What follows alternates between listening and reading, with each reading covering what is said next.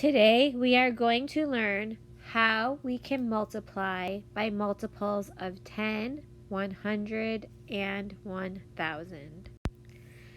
Calculate 3 times 50, 3 times 500, and 3 times 5000 using basic multiplication facts and properties of operations.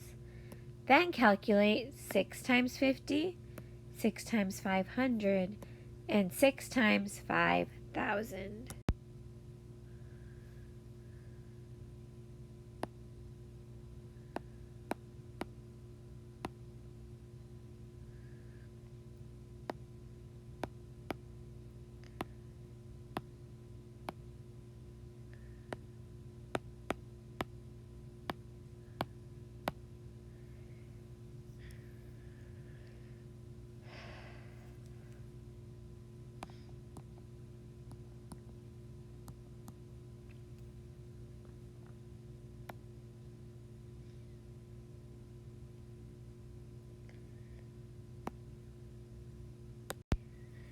I have written the 3 problems that we are going to do. 3 times 50, 3 times 500, and 3 times 5000. When you are multiplying with tens, underline the basic fact that you're multiplying. Basic facts are numbers that we can multiply in our head. So we know 3 times 5, and that is our basic fact in each one of these 3 problems. Then all you have to do is write the answer to your basic fact. We know 3 times 5 is 15. And then you are going to add however many zeros are in your problem. So we have 1 0, so then we add 1 0. So 3 times 50 is 150. In 3 times 500, we have the same basic fact. 3 times 5 is 15. In the problem, there are now 2 zeros, so we are going to add 2 zeros onto our answer.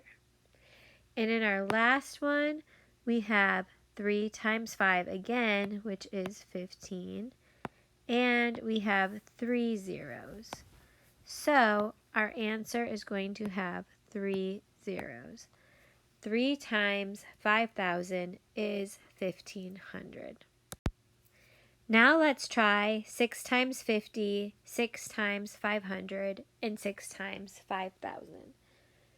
In this problem, our basic facts are 6 times 5 in each problem. Now this one is a little bit different because our basic fact has a 0 in it. 6 times 5 is 30. We still have to add this extra 0.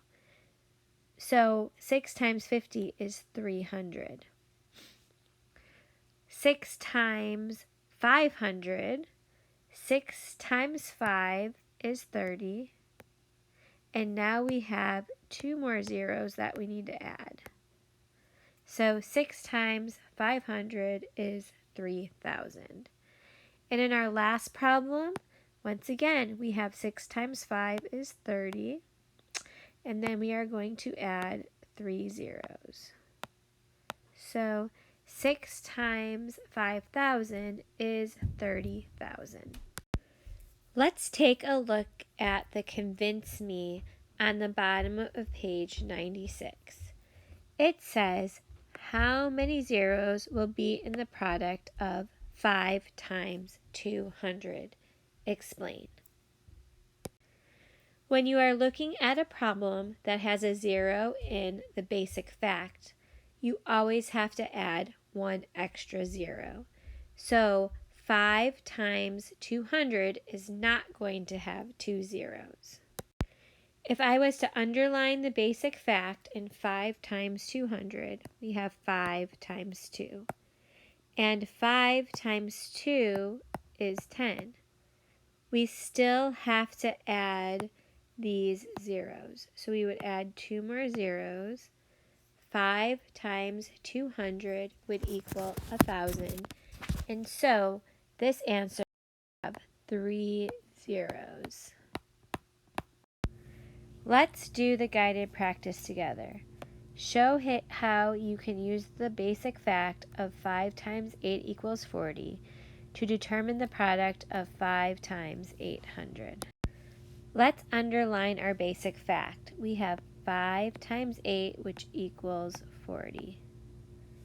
Now, we are going to have to add 2 more zeros.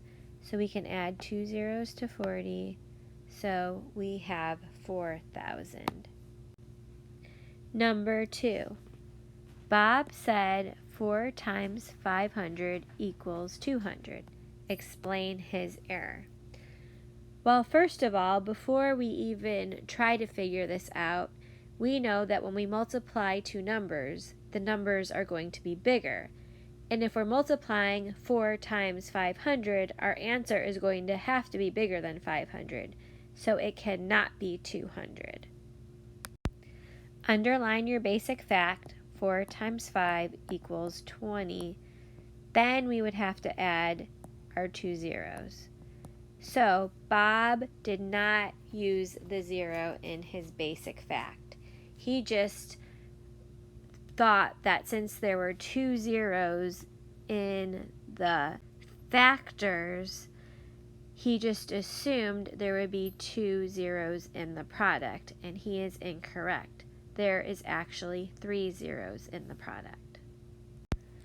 Go ahead and pause the video and solve problems 3, 4, and 5, and then check your answers with mine. We have 8 times 7 is 56. So 8 times 70 is 560. 8 times 700 is 5,600. And 8 times 7,000 is 56,000. 7 times 70 is 490. And 2 times 700 is 1,400. Just underline your basic facts, do those first, and then add on however many zeros are in the factors. The factors are the numbers that we use to multiply to get our answer or our product. Do all of the problems on page 97, and on page 98, do numbers 13 and 14, and then come show me your work.